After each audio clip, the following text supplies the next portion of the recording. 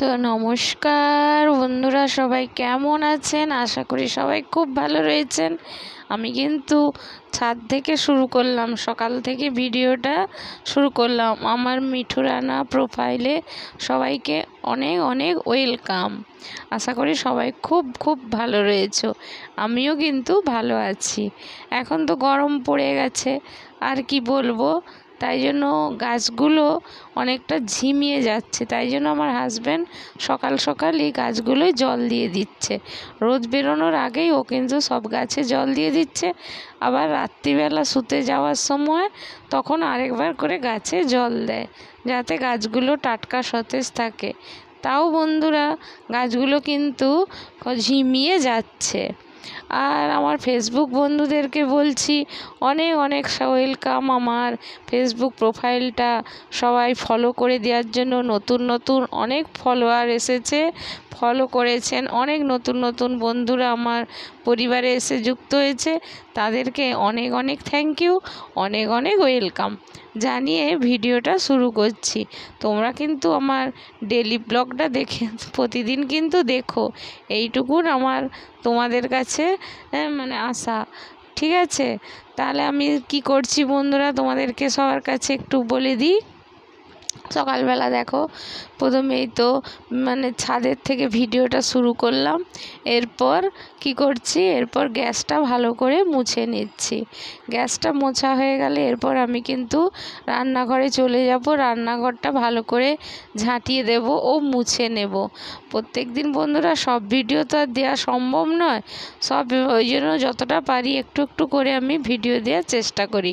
তবে বন্ধুরা, আমার এখনও অবধি ফেসবুক পেজে 10 মিনিটের বেশি এখনও ভিডিও কিন্তু আপলোড নিচ্ছে না। যে একটু বেশি করে বড় করে ভিডিওটা দেব সেটা পাচ্ছি না। তাই জন্য 10 মিনিটের কম থাকবে, কিন্তু 10 মিনিট 2-3 সেকেন্ড ঠিক আছে, এর বেশি কিন্তু ভিডিও আপলোড নিচ্ছে না। ঠিক আছে, চলে এলাম আবারও ছাদে। দেখো, এইটাই আমাদের ছাদ, এইটুকুনি। এখানে আমরা করি, বসি, সন্ধেবেলা হলে গল্প করি। আর রাত্রিবেলা করে বসে বসে ছাদে বসে বসে ভাত হোক, মুড়ি হোক, রুটি হোক খেয়ে নিলাম। বেশ ঠান্ডা ঠান্ডা ফুরফুর করে বাতাস দিল, বসে বসে বেশ গল্প করতে করতে সকলে মিলে খেয়ে নিলাম। তাই জন্য ছাদটা তো প্রতিদিন পরিষ্কার রাখতে হবে, তাই তো বন্ধুরা।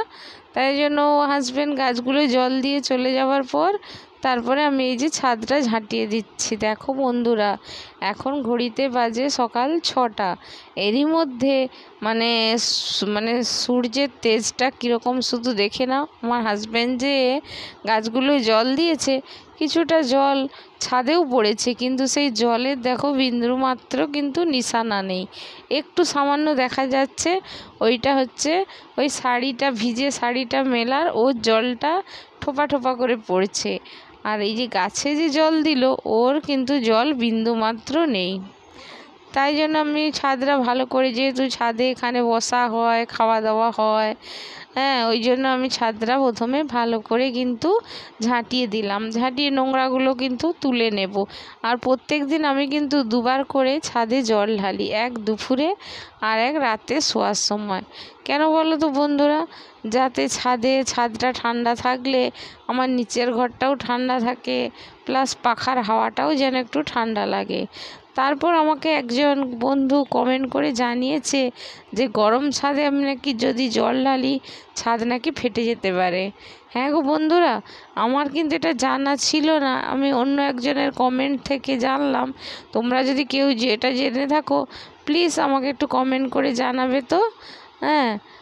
তাহলে আমি আর ভাবছি দুপুরের দিকে জলটা ঢালবো না, শুধু রাতটুকুনি জলটা ঢালবো। তাহলে আমার কিন্তু ঝাঁটফাট দেওয়া কমপ্লিট হয়ে গেল। এবার ময়লাগুলোকে ডাব্বায় তুলে তুলে রেখে দিচ্ছি।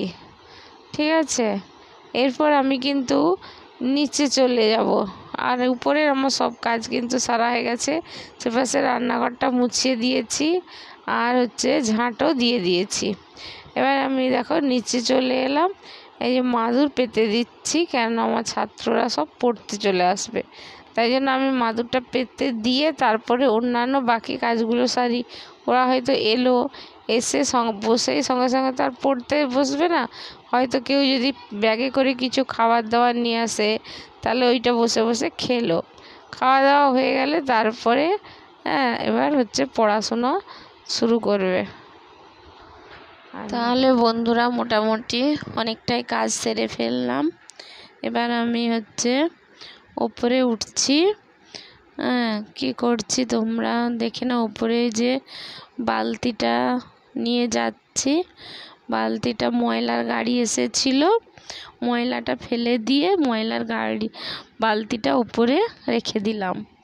এরপর আমার কিন্তু টিউশন পড়ানো হয়ে গেছে, তারপর চানও করে নিয়েছি। আজকে একটু চুল ভিজিয়েছি, ওই জন্য মাথায় গামছাটা একটু বেঁধে নিয়েছি, কিছুক্ষণ রেখে দেব। তারপরে গরমকালে সাধারণত চুল কম ভেজায়, কিন্তু একবার দুবার মাঝে মাঝে না ভিজালে তেল না মাখলে পুরো মাথার যন্ত্রণা শুরু। এবার চলে এসেছি রান্নাঘরে। দেখো গামলাগুলোই সব বাসন মেজে সকালে রেখে দিয়েছিলাম। এইবার একে একে সব তাকে ভালো করে গুছিয়ে নেব। সকালবেলা তো অত টাইম হয় না, ও নিচেই গামলাগুলো সব রেখে দিই বাসন ভরে। এবার বেলার দিকে উপরে নিয়ে আসি, নিয়ে এসে একটা একটা করে সব গুছিয়ে নিই। তাই জন্য সব গুছিয়ে নিচ্ছি। দিয়ে এবার বাসনগুলো গুছানো হয়ে গেলে এবার কিন্তু আমরা চলে যাব রান্নাঘরে। এরপর রান্নাঘরে চলে এলাম। আমার কিন্তু ভাত হয়ে গেছে। আর এটা কি হচ্ছে বলো তো বন্ধুরা, এটা হচ্ছে বিচা কলার ছেঁচকি। আমাদের এই রান্নাটি রেসিপিটি সবাই খুব পছন্দ করে, আমার ছেলেরাও পছন্দ করে, আমারও ভালো লাগে, আর আমার হাজব্যান্ডেরও ভালো লাগে। আর ওই দেখো ভাত হয়ে গেছে। আর কয়েকদিন ধরে দেখছি কড়াটা মানে বেশিরভাগ হচ্ছে রান্না করতে করতে এক সাইডটা পুড়ে যাচ্ছে, মানে কালো হয়ে যাচ্ছে। কেন বলো তো বন্ধুরা, এই যে আগুনের তাপটা এই দিকটায় বেশি লাগে না, ওই জন্য ওই দিকটা কড়াটা কালো হয়ে যাচ্ছে। কিন্তু আমি মেজে পুরো পরিষ্কার করে নিই। তারপরে আমার কিন্তু কি রান্না করলাম, এই দেখো ডালও হয়ে গেছে, আর হচ্ছে গিয়ে ওদিকে পটল ভাজা করে নিয়েছি, আর হচ্ছে কাঁচকলা ভাজা। এটাই আজকের রেসিপি।